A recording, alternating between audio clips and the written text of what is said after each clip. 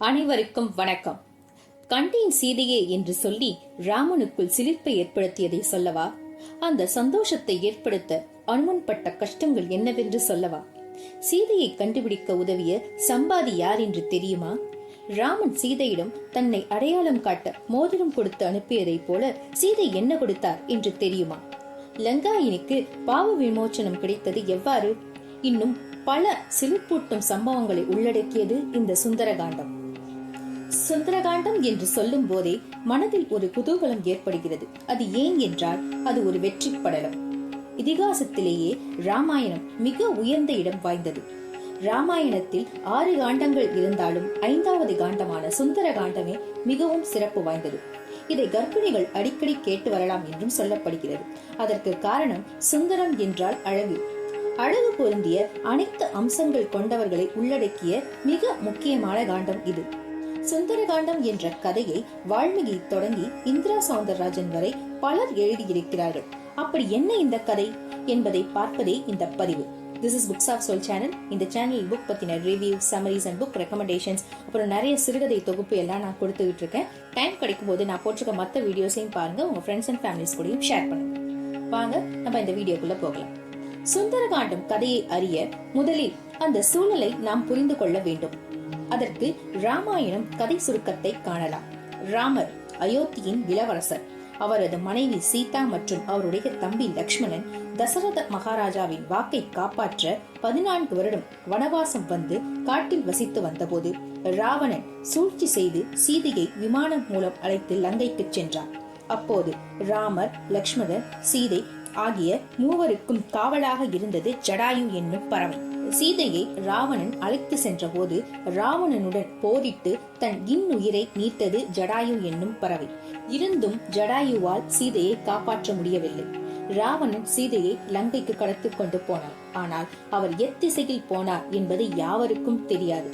ஜடாயு தன் உயிரை கையில் பிடித்துக் கொண்டு சீதையை கடத்தி கொண்டு போன விஷயத்தை ராமனிடமும் லக்ஷ்மணனிடம் சொல்லிவிட்டு தன் இன்னுயிரை நீத்தது.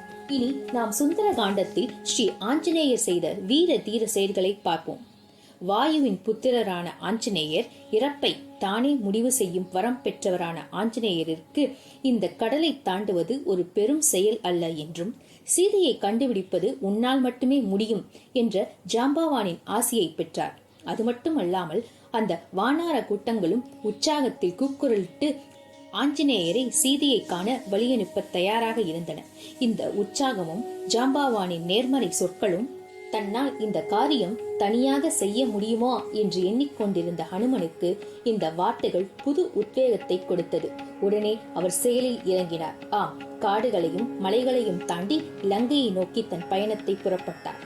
மலையின் கால்களை ஊந்துவதால் நிலத்திற்கு எந்த பாதிப்பும் ஏற்படாது என்று தன் காலை மலையின் மேல் வைத்து ஜெய் ஸ்ரீராம் என்ற முழக்கத்தோடு விண்ணில் தாவினார்.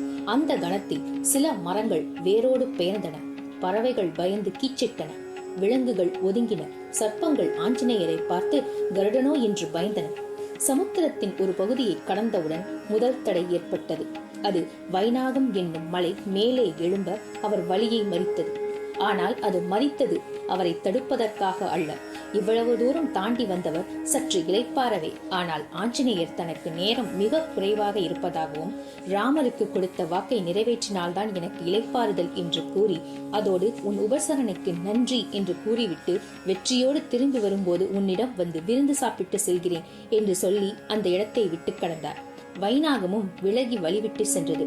அதோடு அவருக்கு ஆசியும் வழங்கி அனுப்பியது. கடலை தாண்டும் போது அடுத்த தடை சிம்சிகை என்னும் ராட்சசி கொடுத்தார். சிம்சிகி தடை விளைவிக்க அவள் வாய் வழியாக சென்று இதயத்தை கிழித்து அவள் ஆ என்று கத்தும் போதே அதே வாய் வழியாக திரும்பி வந்தார்.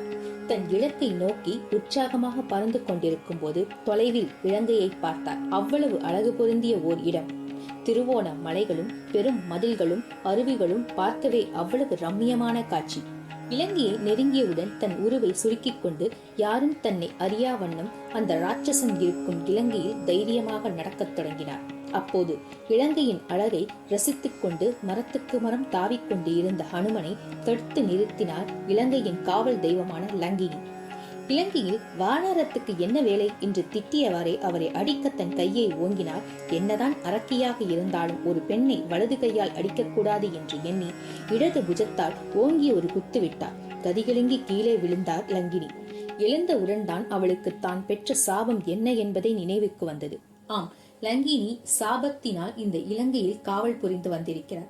அது என்ன சாபம் என்றால், ராவணன் பிரம்மனிடம் கேட்டபடியால் லங்கினியை இலங்கையை காவல் காக்க அனுப்பினாலும் எந்த ஒரு வானாரம் உன்னை தோற்கடிக்கிறதோ அந்த நாளில் உன் காவல் பணி முடிவடையும் என்று சொன்னார். அந்த நாள் லங்கினிக்கு இன்றுதான் என்றும் அவளுக்கு இன்றுடன் இங்கிருந்து விமோச்சனம் கிடைத்துவிட்டு ஒரு சாதாரண பெண்ணாக மாறினாள் என்பதும் அவளுக்கு தெரிய வந்தது. மேலும் பிரம்மன் இன்னொரு விஷயமும் சொன்னார். அது என்னவென்றால், உன்னை விடுவிக்கும் நாள் அன்றே இலங்கையின் அழிவும் ஆரம்பமாகும் என்று. ஆம், இலங்கையில் ராவணனின் வீழ்ச்சி தொடங்க ஆரம்பித்து விட்டது. ஜெய் ஸ்ரீராம். பின்பு அவளுக்கு ஆசி வழங்கிவிட்டு இலங்கையின் அனைத்து இடங்களிலும் சீதையை தேட ஆரம்பித்தார். முதலில் கும்பகர்ணன் இருக்கும் இடத்தை நோக்கினார். கும்பகர்ணன் ராவணனின் முதல் தம்பி. அவன் இருக்கும் இடம் பறந்து விரிந்து விஸ்தாரமான இடமாக இருந்தது. ஆனால் அங்கு அவன் உறங்கிக் கொண்டிருந்தான். ராவணனோ என்று எண்ணி அவனை நெருங்கி பார்த்தான். ஆனால் அவனுக்கோ ஒரு தலைதான் இருந்தது. ராவணனுக்கோ 10 தலை அல்லவா இருக்கும் என்று எண்ணி அடுத்த அறையை நோக்கி போனான். மாளிகை முழுக்கவும் ராட்சசிகள் அங்கும் இங்கும் அலைந்து கொண்டிருந்தார்கள். அடுத்த அறையில் அவன் பார்த்த காட்சி இதற்கு முன் பார்த்ததற்கு நேர் எதிரான காட்சி. இலங்கையில் நியாயத்தின் பக்கம் நிற்கும் ஒருவன் உண்டெனில் அவன்தான் விபூஷன், ராவணனின் 2வது தம்பி. அங்கு உறங்கிக் கொண்டிருந்தவனை வணங்கிவிட்டு இந்திரஜித்தின் மாளிகை முழுக்க சீதையை தேடினான். எங்கு தேடியும் சீதையை காணவில்லை. பின்பு பல இடங்களில் தேடியும் அகப்படாமல் தன் இடுப்பில் கை வைத்து ஒரு பெரிய மதில் மேல் நின்று தேடத் தொடங்கினான். அப்போது அசோக மரங்கள் அதிகம் இருந்த ஒரு அழகான சோலை கண்ணில் பட்டது. அன்னை கண்டிப்பாக இங்குதான் இருப்பார் என்று எண்ணி அங்கு தேடத் தொடங்கினான். சீதையும் அவன் கண்ணில் பட்டார். அவரை சுற்றி ராட்சசிகள். மெலிந்த தேகம், சோகமான முகம், அழுக்கு பிடித்த ஆடை, எண்ணெய் வைக்காத சிக்கு பிடித்த தலை என்று கவலையே உருவான இளைத்த தேகத்துடன் இருந்தார் சீதாதேவி. அவரை கண்டு ஒரு கணம் திகைத்து நின்றார் அனுமன். மகிழ்ச்சி ஒருபுறம் இருந்தாலும் அந்த கோலம் பல கேள்விகள் அவர் மனக்கண் முன்னே கொண்டு வந்தது. எவ்வளவு சுகபோகமாக ஜனகனின் வீட்டில் பிறந்தார். தன் சுப போகங்களை எல்லாம் விட்டுவிட்டு தன் கணவனுக்காக 14 வருடம் வனவாசம் இருந்தது எல்லாம் எதற்காக? இந்த ராட்சசிகளின் மத்தியில் வாழவா என்று சீதையின் நிலையை நினைத்து வருத்தம் கொண்டார். அந்த அரக்கிகளுக்கு நடுவே சீதைக்கு உதவ ஒரு நல்ல இதயம் இருந்தது. அதுவே ராவணனின் தம்பி விபூஷனின் புதல்வி திருசரை. அவளுடன் மட்டுமே அங்கு சீதை பேசியிருந்து வந்தாள். இப்படி சீதை திருசரையிடம் பேசிக் கொண்டிருப்பதை அனுமன் கண்டார். அப்போது அவர் மனதில் பொங்கிய மகிழ்ச்சிக்கு எல்லையே இல்லை.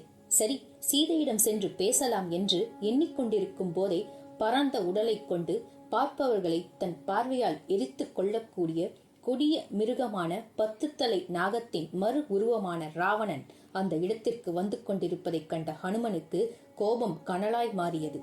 சற்று நேரத்தில் அவன் சீதை இருக்கும் இடத்தை அடைந்தபோது சீதை அவனை கண்ட அருவருப்பில் ஒதுங்கி நின்று கொண்டார்.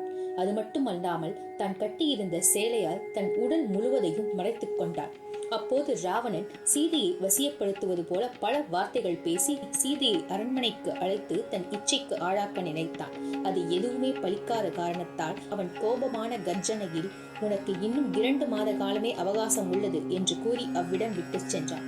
அப்போது சீதை கண்ணீரும் கம்பளியுமாக நின்று கொண்டிருந்த போது ஹனுமன் அவளை நெருங்கினான். ஆனால் சீதையோ தன்னை சுற்றி நடப்பது அனைத்தையும் சூனியமாக எண்ணிக்கொண்டிருந்தாள். இவர் யார் என்ற கேள்வி மனதில் தோன்றியது. இது ராவணனே வேடம் பூண்டு இங்கு நம்மை கடத்தி வந்தானே, அதுபோல மறுபடியும் வந்துவிட்டானா? இல்லை ராமபிரான் நம்மளை காப்பாற்ற அனுப்பியரா என்று பல கேள்விகள் அவளுடைய மனக்கண் முன் தோன்றியது. அப்போது அவருடைய சங்கடத்தை உணர்ந்த ஸ்ரீ ஹனுமான், அன்னையே, நான் உங்கள் ஆதிபுருஷ் ராமர் அனுப்பியவரே. நீங்கள் இருக்கும் இடத்தை தேடச் சொல்லி என்னை அனுப்பி வைத்தார். நாங்கள் வானார கூட்டங்கள் பல திசைகளில் உங்களை தேட எத்தனித்தோம். ஆளுக்கொரு திசையில் சென்றபோது நான் இந்த திசை நோக்கி வர காரணம் ஜடாயுவின் தம்பி சம்பாதி கூறிய சில குறிப்புகளே.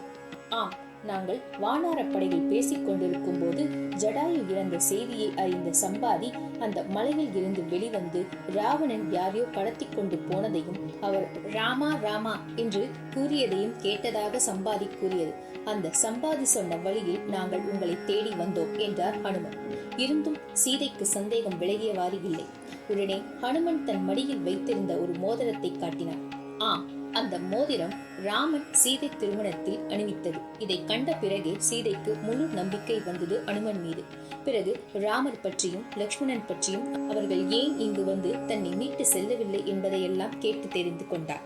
அதற்கு ஹனுமன், ராமர் அனுதினமும் உங்களையே நினைத்து நூலாக இழைத்து விட்டார் என்றும், உங்களை தேடாத இடம் இல்லை, இன்றும் அவர் உங்களை தேடிக்கொண்டுதான் இருக்கிறார் என்றும் கூறினார். இதை கேட்ட சீதைக்கு கண்களில் கண்ணீர் அருவி போல கட்டத் தொடங்கியது.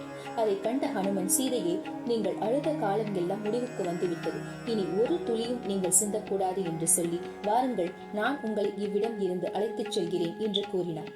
இந்த சிறிய உருவத்தில் நீ என்னை எப்படி அழைத்து செல்வாய் என்று சீதை சந்தேகத்துடன் கேட்க, அடுத்த நொடி ஹனுமன் பெரிய மலையையே பேர்த்து எடுக்கக்கூடிய முழு உருவத்தையும் சீதையின் முன் காட்டினார். அதை கண்ட சீதை ஆச்சரியத்தில் உறைந்து அவரை பழைய உருவத்திற்கு வரச் சொல்லி பின் வருமாறு கூறினார். இவ்விடம் விட்டு என்னை அழைத்து செல்ல நீங்கள் சரியான ஆள்தான். ஆனால் நான் அப்படி உங்களுடன் வர நேர்ந்தால் இந்த ராவணன் மற்றும் அவன் ராட்சச படைகள் என் கணவரை பற்றி தவறாக பேசும். நான் இங்கேயே இருப்பேன், என் கரம் பிடித்து காலம் முழுக்க என்னை காத்து நிற்பேன் என்று கூறிய என் கணவர் இங்கு வந்து இந்த ராட்சச படைகளை அழித்து இந்த ராவணனையும் வதம் செய்து என்னை இங்கிருந்து அழைத்து போக வேண்டும். அப்போதே நான் இவ்விடம் விட்டு வருவேன் என்று கூறினார். இதை கேட்ட ஹனுமனுக்கு இதுதான் சரி என்று தோன்றியது. உடனே சீதையிடம், நான் வந்த காரியம் முடிந்தது, உடனே நான் இந்த நற்செய்தியை என் பிரான் ராமனிடம் சொல்ல வேண்டும் என்று கூறி சீதையிடம் ஆசி பெற்று கிளம்பினார். இருந்தும் சீதையை அவர் இங்கு பார்த்ததை அவர்கள் நம்ப வேண்டும் இல்லையா? எனவே ஏதாவது அடையாளம் தருமாறு ஹனுமன் கேட்க, சீதை தன் மடியில் கட்டி இருந்த சூடாமணியை கொடுத்து இந்த அடையாளத்தை ராமனிடம் காட்டிச் சொல்லிக் கொடுக்கிறார். வெற்றி கழுப்பில் அவரிடம் ஆசி பெற்று கிளம்பினார் ஹனுமர். ஆனால் இது மட்டும் சுந்தரகாண்டம் அல்ல.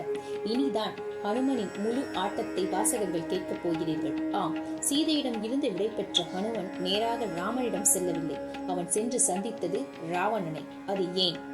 ராமன் படைகளை திரட்டி வந்து இந்த ராட்சச கூட்டத்தை அழிக்க வேண்டும். அதுபோக எதிரி எவ்வளவு பலசாலியானவன் என்பதை தெரிந்து கொள்ள வேண்டும். எனவே ராட்சசிகளின் கவனத்தை பெறுவதற்காக கண்ணுக்கு தெரிந்த அனைத்தையும் அடித்து நொறுக்கினார். அசோகவனத்தில் சீதை அமர்ந்திருந்த மரத்தை மட்டும் விட்டுவிட்டு மற்ற அனைத்து மரங்களையும் வேரோடு பிடுங்கி எறிந்தார். அவருடைய அந்த கோப கனலில் செடிகள் கருகின, பறவைகள் கீச்சிட்டன. அப்போது தூங்கிக் கொண்டிருந்த ராட்சசிகள் விழித்தெழுந்தன. அதை கண்ட அரக்கிகளுக்கு சிறு சந்தேகம் ஏற்பட்டது. உடனே சீதையிடம் அதை பற்றி கேட்டனர். சீதையோ, எதிரில் இருக்கும் அந்த வானரத்திடமே கேளுங்கள் என்று சொல்ல, ஆத்திரம் தாங்காமல் அந்த ராட்சசிகள் ராவணனிடம் முறையிட்டனர். கண்கள் சிவக்க ராவணன் ஒரு அரக்கனை அழைத்து அந்த துஷ்டனை அழைத்து வரச் சொல்ல, ஹனுமானோ அதற்காகவே காத்திருந்தவர் போல வந்தவர்களை ஒரு நொடியில் துவம்சம் செய்தார். பலர் அந்த கணமே பரலோகம் சென்றனர். இதை பார்த்த சிலர் பின்னங்கால் பிடரியில் பட ஓடிப்போய் நடந்த விஷயத்தை ராவணனிடம் சொல்ல, ராவணனோ எவனாலும் வெல்ல முடியாத மந்திரி பிரகஸ்தனின் மகனான ஜம்புமாலி என்ற மாவீரனை அழைத்து அந்த வானரத்தை அடக்கி வருமாறு கூறினார். அப்போது அனுமன் மாளிகையின் தூண்களை தகர்த்தெறிய தொடங்கியிருந்தார். இதை கண்டு மலை அசைவது போல அசைந்து வந்தான் ஜம்புமாலி. கோபத்துடன் ஹனுமன் மீது பானங்களை எய்ய தொடங்கினான். அது ஹனுமானின் தேகத்தில் பல இடங்களில் பட்டு கீழே விழுந்தன. ஹனுமன் பாறை, மலை என்று எதை எடுத்து எரிந்தாலும் அதை லாபகமாக தடுத்தான் ஜம்புமாலி. அப்போது பெரும் கோபத்துடன் இரும்பு உலக்கையை எடுத்து ஜம்புமாலியின் தலையை பார்த்து ஓங்கி அடிக்க ஜம்புமாலி உருதெரியாமல் போனான். அதேபோல் மந்திரி குமாரர்களையும் நொடி பொழுதில் தாக்கி பரலோகத்திற்கு அனுப்பினார் ஹனுமன். இந்த விஷயம் இடியென தாக்கியது ராவணனின் காதில். முதலில் லேசாக பயம் எட்டி பார்த்தது ராவணனின் முகத்தில். ஆனால் அதை வெளியில் காட்டிக்கொள்ளாமல் தன் பஞ்ச சேனாதிபதிகளை அனுப்பினான். அவர்களையும் துவம்சம் செய்தான் ஹனுமன். அதே போல கண்களில் பட்ட அரக்கர்களையும் மிதித்தே கொன்றான். இரத்தம் ஆறாக ஓடத் தொடங்கியது. பஞ்ச சேனாதிபதியை கொன்ற செய்தி ராவணனை சற்று உலுக்கியது. அப்போது ராவணனின் மகன் அக்ஷன், நான் அந்த குரங்கை அடக்கி வருகிறேன் என்று சொல்ல வாழ்த்தி தன் மகனை வழியெழுப்பினான் ராவணன். யார் அடுத்து வரப்போகிறார் என்று ஹனுமன் பார்த்து கொண்டிருக்கும் போது பேரிரைச்சலுடன் வானமும் பூமியும் நடுங்கும் வண்ணம் வந்து கொண்டிருந்தான் அக்ஷன். 8 குதிரை பூட்டப்பட்ட ரதம் முழுக்க ஆயுதம் ஏந்தி வருபவர் யாராக இருக்க முடியும் என்று யோசித்துக் கொண்டிருக்கும் போதே அம்பு மலையை பொழிய ஆரம்பித்தான் ரக்ஷன். ஆர்ப்பரிக்கும் கடலும் ஆரவாரம் செய்யும் புயலும் அந்த சண்டைக்கு ஈடாகாது.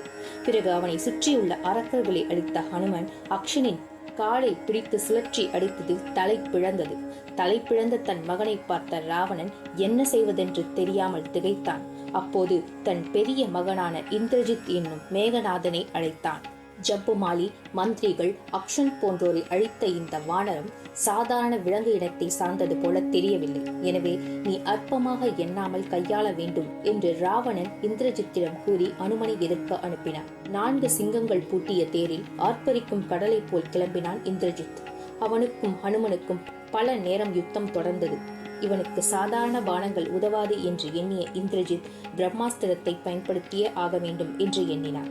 அப்படி பிரம்மாஸ்திரத்தை பயன்படுத்தி அனுமனை அடக்கினார். தான் பிரம்மாஸ்திரத்தால் கட்டுண்டதை உணர்ந்த அனுமன், சரி, இவர்களுடன் சண்டையிட்டு எவ்வளவு நேரம் போக்குவது, எப்போது ராவனை சந்திப்பது என்று அமைதி காத்தான் அனுமன். பிறகு அரக்கர்கள் அவனை கட்டி அடித்து இழுத்து கொண்டு ராவனிடம் வந்து நிறுத்தினர்.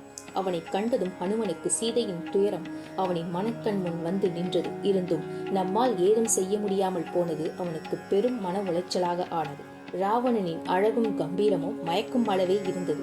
10 தலையுடன் வீற்றிருக்கும் இவன் நல்லவனாக மட்டும் இருந்திருந்தால் எப்படி இருந்திருக்கும் என்று எண்ணிக்கொண்டிருந்தார் ஹனுமன். நீ யார் என்று மந்திரியை விட்டு கேட்கச் சொன்னான் ராவணன். அதற்கு அனுமன் தான் ராமனின் தூதுவன் என்று கூறி மற்ற விஷயங்களையும் கூறினான். அது அனைத்தையும் பொறுமையாக கேட்ட பின் கடைசியாக அனுமன் கூறினார், நீ சீதாதேவியை எங்கள் ராமனிடம் ஒப்படைத்துவிட்டு மன்னிப்பு கேட்டாலே அவர் உன்னை கண்டிப்பாக மன்னிப்பார். உடனடியாக சீதாதேவியை வந்து ராமனிடம் ஒப்படைத்துவிடு என்று சொன்னவுடன் ராவணன் வெகுண்டெழுந்தான். வெகுண்டெழுந்து கொள்ளுங்கள் அந்த குரங்கை என்று ஆணையிட்டார். ராவணன் அதை கூறியவுடன் லங்கையில் உள்ள நியாயாவதியான விபீஷன் பதபதத்தார். தூதுவனுக்கு மரண தண்டனை கொடுக்க கூடாது என்று கூறி வேறு ஒரு கடினமான தண்டனையை அவனுக்கு அளிக்கலாம் என்றான். உடனே ராவணன் வானரங்களுக்கு அழகை தரும் வாளில் நெருப்பை வைத்து இலங்கை முழுவதும் சுற்றி அழைத்து வரச் சொன்னான்.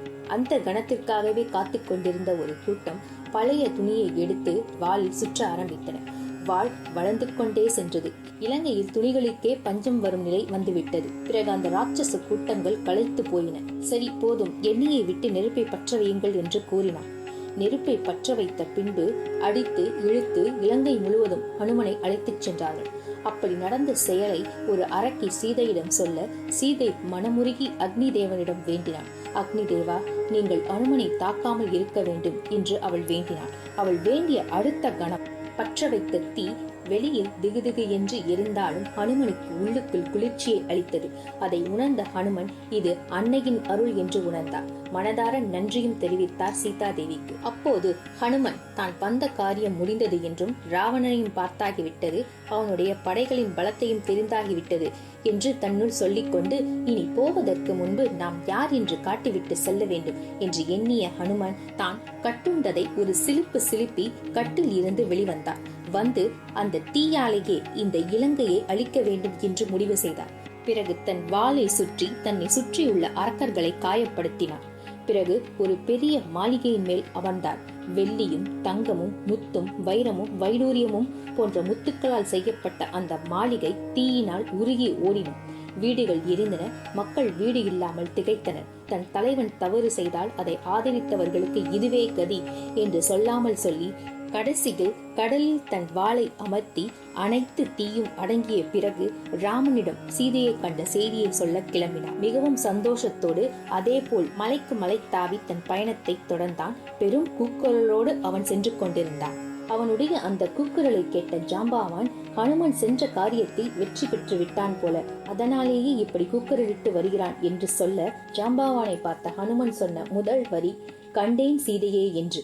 அந்த ஒற்றை சொல்லில் தன் வெற்றி சரித்திரத்தை கூறினான் ஹனுமன். பின்பு ராமன், லக்ஷ்மணன் என்று அனைவரிடமும் இங்கிருந்து சென்றது முதல் சீதையை கண்டது, பின்பு அங்கிருந்து இங்கு வந்தது என்று அனைத்து விஷயங்களையும் ஒரு நொடி கூட விடாமல் அனைத்தையும் கூறினான் ஆஞ்சநேயர். மேலும் ராவணன் சீதைக்கு 2 மாதங்களே கெடு விதித்திருப்பதையும் நினைவு கூர்ந்தான். இதுவே சுந்தரகாண்டம்.